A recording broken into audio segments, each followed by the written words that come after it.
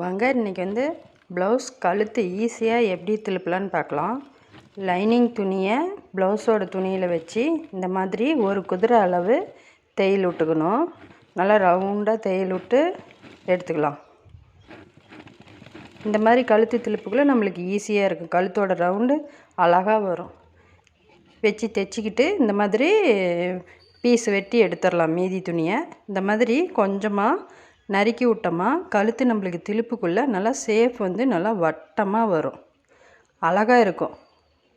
இந்த மாதிரி நறுக்கி விட்டோமா திருப்புறதுக்கு இந்த மாதிரி நறுக்கி விட்டு இந்த மாதிரி திருப்பி கொஞ்சமாக நகத்தில் கீறி விட்டோமா அழகாக வந்துடும் துணி. அவ்வளோதான். இந்த மாதிரி நகத்தில் கீறி விட்டு துணி வந்து உள்ளே மேலே வராது. கீறி விட்டோமா கீறி விட்டு இதுக்கு மேலே ஒரு தையல் விட்டுக்கலாம். தையல் விட்டோமா கழுத்து அழகாக வந்துடும். அவ்வளோதான்.